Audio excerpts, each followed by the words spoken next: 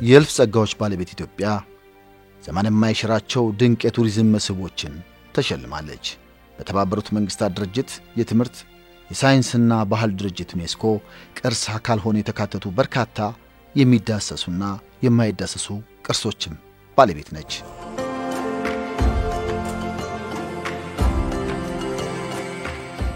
ቱሪዝሙን ለማሳደግ እየሰራ የሚገኘው የተባበሩት መንግስታት የዓለም የቱሪዝም ድርጅት ዓለም አቀፍ የቱሪዝም ቀን በየዓመቱ መስከረም 17 ቀን ያከብራል።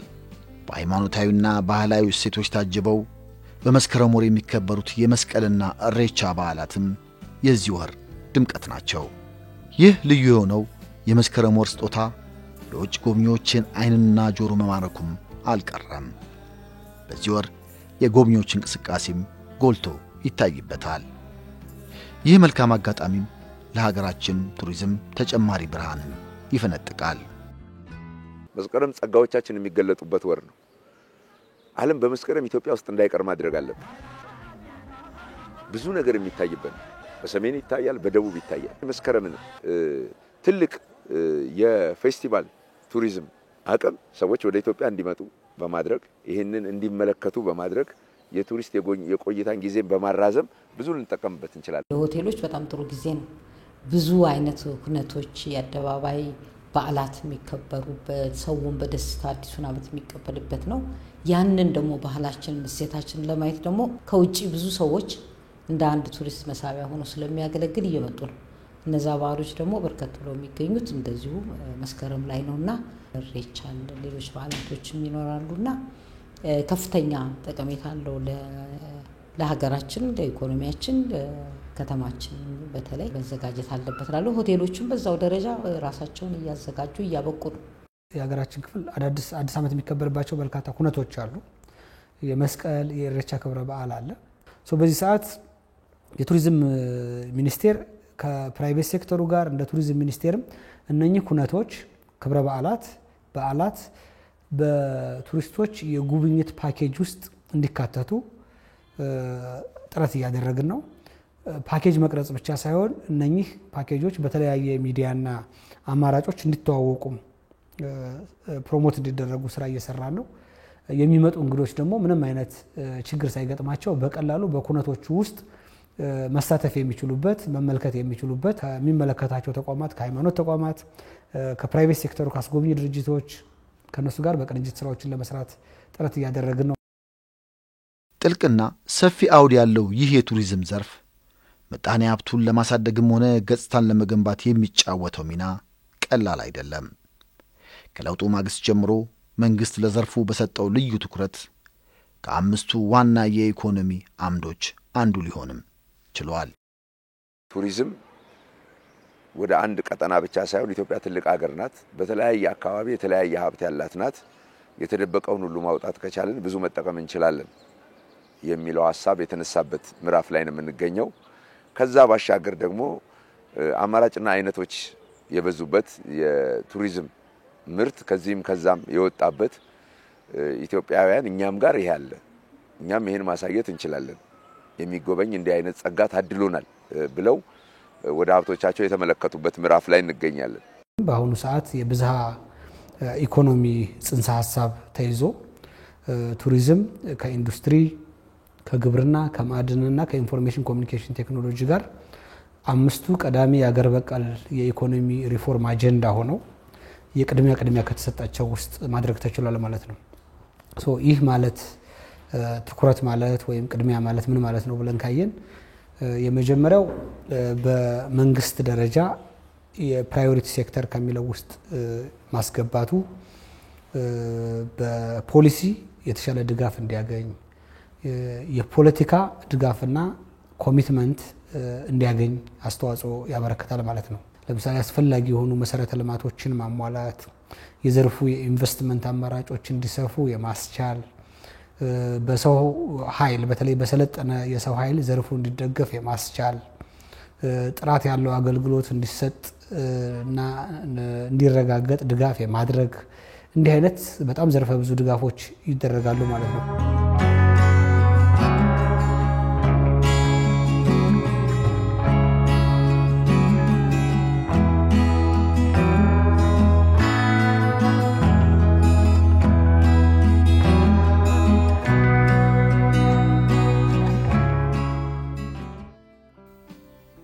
ጣና ሎጅ መገኛ የሆነው ጨበራ ጩርጩራ፣ ወንጪና ሐላላይ ኬላ መዳረሻዎችም በቱሪዝም ዘርፍ ሌላው የከፍታ ማሳያ ናቸው።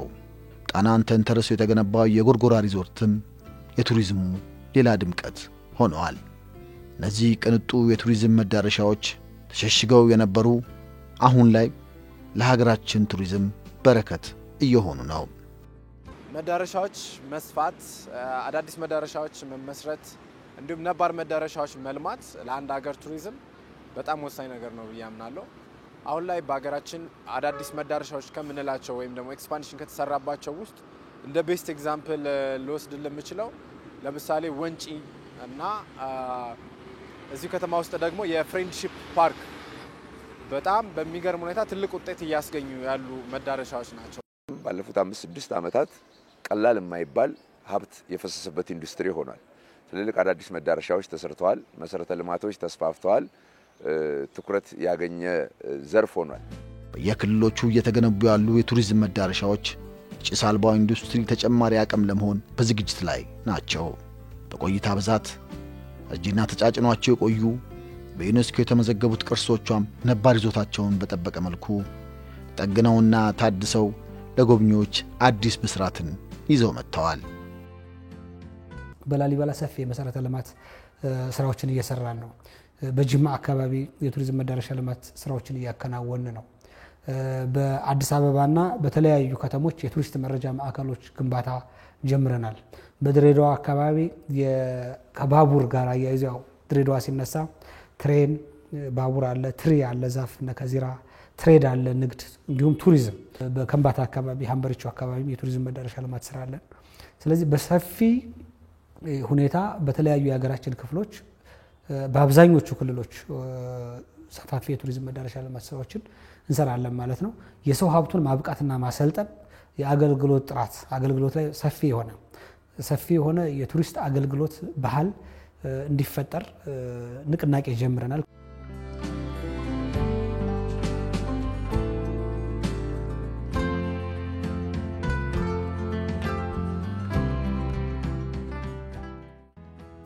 ኢትዮጵያ መልካም የእንግዳ አቀባበል ባህል እንዳላት የሚነገርላት ብትሆንም በጎብኚዎች አያያዝ ላይ ግን በበቂ ሁኔታ አልሰራችበትም።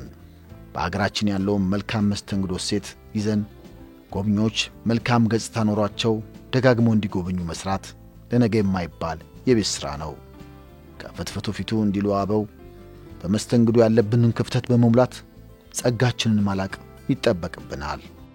ኢትዮጵያዊ እንደምናውቀው በጣም ለእንግዳ ቅርብ ነው። እንግዳ ማስተናገድ ይወዳል። ግን ያ በዘመናዊ ስልጠና መታገዝ አለበት።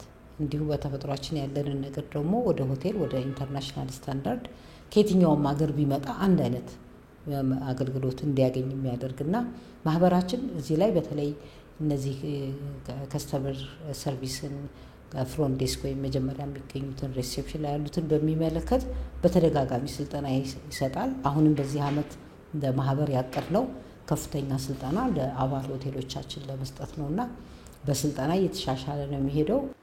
ቱሪዝም አገልግሎት አሰጣጥን ማላቅ ነው። የሚመች ነገር ሰርተህ እነዚህን መናፈሻዎች ሰርተህ እነዚህ ሎጆች ሰርተህ እነዚህ የተፈጥሮ ሀብት ስላሉ የማይመች አገልግሎት ከሰጠህ ሰዎች አይቆዩም አንተ ጋር። እኛ በባህላችን እንላለን ከፍትፍቱ ፊቱ ምንለው አባባል አለ።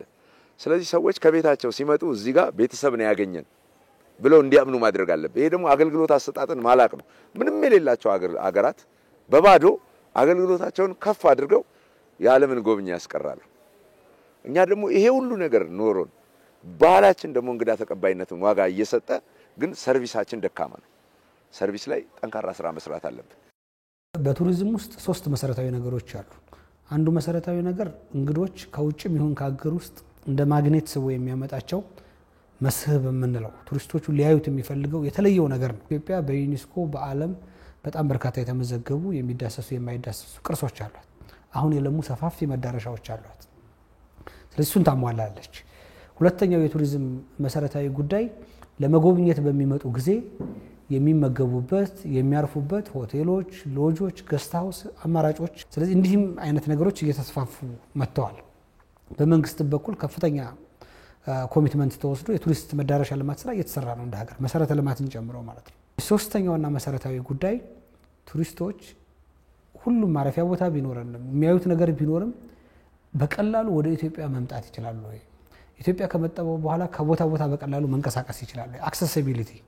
ስለዚህ ከአክሰሲቢሊቲ አንፃር በዘንድሮ ዓመት የኢትዮጵያ አየር መንገድ ያጓጓዘው በቦሌ ኤርፖርት ያለፉ ወደ 19 ሚሊዮን አካባቢ የሚሆኑ እንግዶች አሉ። ቱሪዝሙ እንዲያንሰራራ ለማድረግ የብዙ ተዋናይ አካላትን ተሳታፊነት የሚጠይቅም ዘርፍ ነው። የቅድና ስትራቴጂ እንዲሁም ተቋማትን ማጠናከር ሌላው ተግባር ነው። መልካም ጅምሮችን በማጠናከር የክትትልና ድጋፍ ተግባራትን ማስቀጠል ለቱሪዝሙ እድገት ዋስትና ነው። ቅንጅታዊ አሰራር ያስፈልጋል። ከክልል ጀምሮ ከቀበሌ ጀምሮ እስከ ላይ ድረስ ትኩረት ሊሰጥ ይገባል። በፓርቲያቸው ስለ ግብርና እንደሚያወሩ፣ ስለ ኢንዱስትሪ እንደሚያወሩ፣ ስለ ሌሎች ዘርፎች እንደሚያወሩ ስለ ቱሪዝም ማውራት አለባቸው። ያ መሆን ከቻለ እንደ ሀገር የምናስበው ነገር ታች ድረስ ይወርዳል። እነዚህ አሁን የተሰሩት በገበታ ለሸገርም በገበታ ለሀገርም አልቀው ያየናቸው ፕሮጀክቶች የጠቅላይ ሚኒስትሩ ኢኒሼቲቮች ናቸው። እንዲህ አይነት ኢኒሼቲቮች የርዕሰ መስተዳድር ኢኒሼቲቮች ሆነው መቀጠል አለባቸው። የከንቲባ ሆነው መቀጠል አለባቸው። የወረዳ አስተዳዳሪ ሆነው መቀጠል አለባቸው። የአካባቢውን ሰው አስተባብሮ የአካባቢውን ሪሶርስ አስተባብሮ በየቦታው እስከ ቀበሌ ድረስ የቱሪስት መስህብ አካባቢዎችን የማልማት ስራ መሰራት አለበት። ከግል ዘርፉ ብዙ የሚጠበቅ ነገር አለ። በተለይ አገልግሎትን ማዘመን ሆቴል ዛሬ ምን ላይ ነው የሚለውን ነገር ከሆቴል ባለቤቶች ጀምሮ ከማኔጀሮች ሌላው ስታፍ እየተከታተለ በተለይ በዚህ በዲጂታል ዓለም ራሱን የማስተዋወቅም ስራውን የማዘመንም ነገር መስራት አለበት። ላለው ወደ ግሉ ጋር ስንመጣ መንግስትም ብዙ ድጋፎች ማድረግ አለበት ለሆቴልና በተለይ እንደዚህ ትልልቅ ስብሰባዎችን ለመሳብ አሁን እንደሚደረገው ተጠናክሮ መቀጠል አለበት። ላለው በማንኛውም ነገር በመተባበር ትግስት በማድረግ ህዝቡን በማስተናገድ አንድ እንግዳ ሆቴል ብቻ አይደለም የሚቀመጠው፣ ከተማም ይወጣል፣ ህዝቡን ያገኛል። ስለ ሀገራችንም ጥሩ በማውራት በማስተዋወቅ ያለንን ነገር በመግለጽ ከህዝቡ ደግሞ እንዲህ አይነት ነገር ይጠበቃል ላለውና እነዚህ ሶስት አካሎች አንድ ላይ ሆነው ቱሪዝምን ማሳደግ አለባቸው። መንግስት አሁን እየተከተለ ያለው ስለ ቱሪዝም እየተከተለ ያለው ነገር ጥሩ ነው ብዬ አምናለሁ። ነገር ግን ከዚህ በላይ መሰራት አለበት ብዬ ማምነው ባለሙያውን ወደ ቱሪዝም ኢንቨስትመንት ማምጣት በጣም የተሻለ ውጤት ያመጣል ብዬ አስባለሁ። በሆቴልና በቱሪዝም በጣም የተማሩ ባለሙያዎች አሉ። እነሱ ግን ወደ ኢንቨስትመንቱ መድረክ አልመጡም። ስለዚህ ኢንቨስት የሚያደርገው ገንዘብ ያለው ሰው ብቻ ነው። ስራ የሚሰራው ደግሞ ፕሮፌሽኑ ያለው ሰው ብቻ ነው። ሁለቱን ያማከለና ያጣመረ አካሄድ ቢከተል መንግስት ድጋፍ ቢያደርግ ለባለሙያዎች ከፍተኛ ውጤት ማምጣት ይቻላል። አዲሱን የኢትዮጵያን የቱሪዝም ፖሊሲ ወቅቱን የመጠነ የተለያዩ ጉዳዮችን ታሳቢ ያደረገ ማለት ነው። ዓለም አቀፍ ውድድርን በተለያየ ሁኔታውን ደግሞ ያለው ቱሪዝም ያገኘውን ትኩረት እነኚህን በሙሉ ታሳቢ ያደረገ ጠንካራ የቱሪዝም ፖሊሲ አዘጋጅተናል። ከዚህ አንፃር የመደላደል ለመፍጠር ስትራቴጂ፣ የህግ ማዕቀፍ ማሻሻያዎች፣ ፕራይቬት ሴክተሩና ስቴክሆልደርን ወደኛ አቅርቦ በደንብ አብሮ ለመስራት የሚያስችሉ ብዙ መደላደል እየሰራን ነው የምንገኘው። በቱሪዝሙ ዘርፍ የተጀመረው ንቅናቄ ከጨለማው ወደ ብርሃን መፈንጠቅም ተሻግሯል። የቱሪዝም ጸጋዎቻችን በአፍሪካ ብሎም በዓለም አቀፍ ደረጃ ተወዳዳሪ ለመሆን እርሾ ናቸው።